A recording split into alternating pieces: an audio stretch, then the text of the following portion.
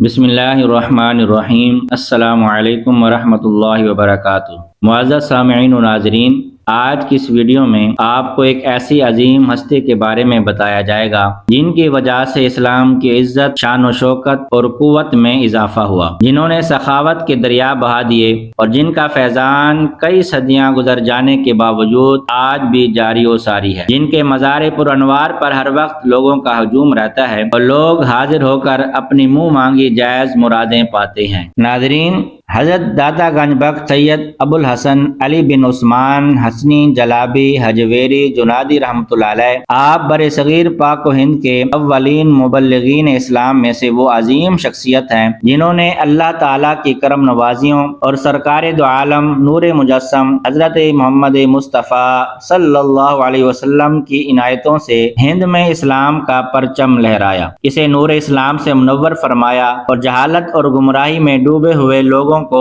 توحید و رسالت کے انوار سے روشناس کرایا، لوگوں کے دلوں میں خالق و مالک کی محبت کے پھول کھلائے اور معرفت الہی کے خزانے لوٹائے۔ آپ کے درس و تدریس، وعظ و تبلیغ، اجتماعی و انفرادی کوشش، تصنیف و تحریر اور روحانی قوت سے ہند میں نہایت ہی تیزی سے اسلام کی روشنی پھیلنا شروع ہوئی اور لوگ جوگ در جوگ دائرہ اسلام میں داخل ہونے لگے۔ آپ کا نام علی، والد کا نام عثمان ہے۔ آپ کا سلسلہ نسب 6 واسطوں سے سید الشہداء راکب دوش مصطفیٰ حضرت سیدنا امام حسن مجتبی رضی اللہ تعالی عنہ سے جا ملتا ہے۔ آپ کی کنیت ابو الحسن ہے جبکہ مشہور و معروف لقب گنج بخش ہے۔ اس لقب کی وجہ تسمیہ کچھ یوں ہے کہ حضرت خواجہ خواجگان سیدنا معین الدین چشتی اجمیری رحمۃ اللہ علیہ کچھ عرصے تک آپ کے مزار فیض انوار پر معتکف رہے اور حضرت داتا گنج بخش رحمۃ اللہ علیہ کے فیوض و باطنی سے مالا مال ہو کر جب الوداعی فاتحہ کے لیے حاضر ہوئے تو زبان مبارک پر بے ساختہ یہ شعر آ گیا: گنج بخش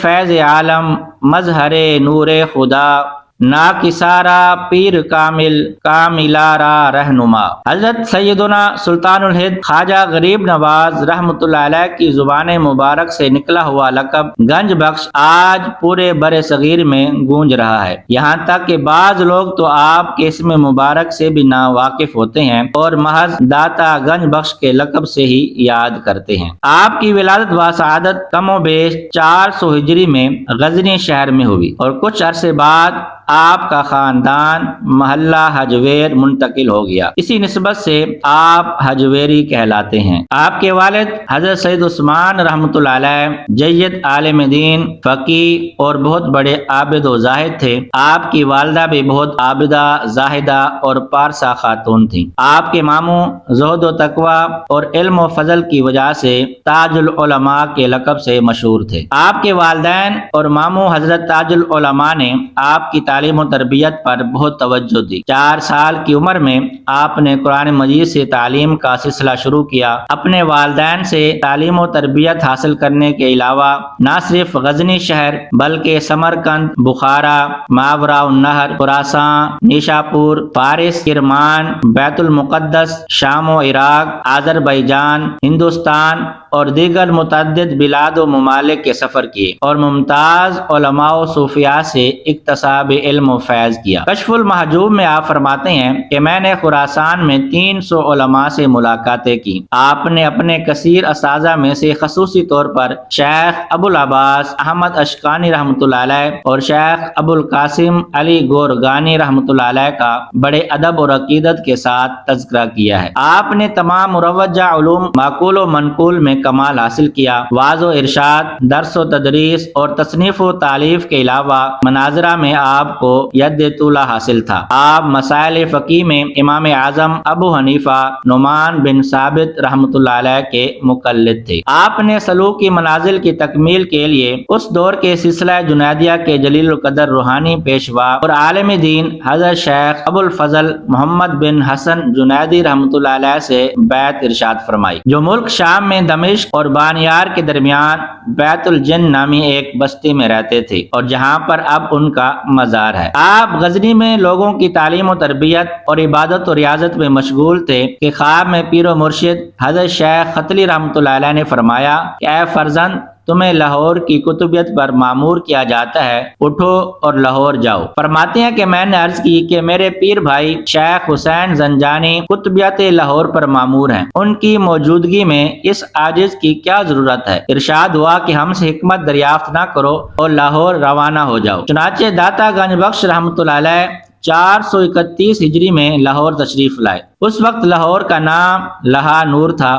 یہ سلطان محمود غزنوی کے بیٹے سلطان مسعود غزنوی کا دور تھا۔ پنجاب اگرچہ غزنی حکومت کا جز تھا، لیکن لاہور پر اس وقت ہندو مذہب اور ہندو تہذیب چھائی ہوئی تھی۔ آپ فرماتے ہیں کہ میں طویل سفر کے بعد جب لاہور پہنچا تو رات کا وقت تھا اور لاہور کے دروازے بند ہو چکے تھے۔ صبح میں لاہور میں داخل ہوا تو شیخ زنجانی کے جنازے کا بہت بڑا منظر دیکھا، اور شیخ زنجانی کی وصیت کے مطابق میں نے نماز جنازہ کی امامت کی۔ جہاں آج آپ کا مزار اقدس ہے، اس وقت یہ جگہ دریائے راوی کے کنارے پر تھی۔ اس جگہ آپ قیام پذیر ہوئے اور سادہ سی مسجد و مدرسہ پر مشتمل خانقاہ کی بنیاد رکھی، اور یہی خانقاہ بعد میں بر صغیر کی تمام خانقاہوں، مدارس اسلامیہ اور اسلام کی اشاعت و تعلیم و تربیت کی بنیاد ثابت ہوئی۔ حضرت داتا گنج بخش رحمۃ اللہ علیہ نے مسجد کا رخ سیدھا مغرب کی بجائے مائل بجنوب رکھا تو لاہور کے علماء معترض ہوئے، تو آپ نے تمام علماء لاہور کو خانے پر دعوت دی، نماز کی امامت خود فرمائی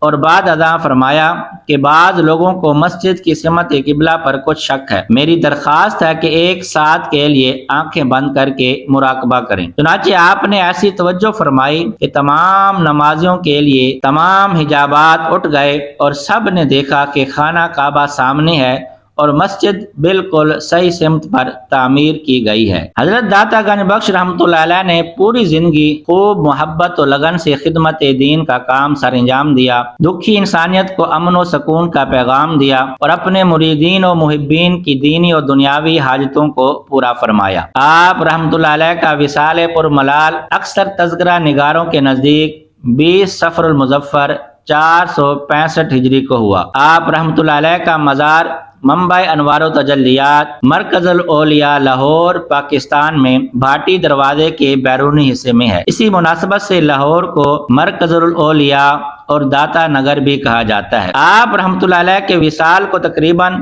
1000 سال کا طویل عرصہ بیت گیا، لیکن آج بھی آپ رحمۃ اللہ علیہ اپنے مزار فیض الانوار میں رہ کر اپنے عقیدت مندوں کی حاجت روائی فرماتے، ان کی پریشانیاں حل فرماتے اور اپنے روحانی فیضان سے جسے چاہتے ہیں مالا مال فرماتے ہیں۔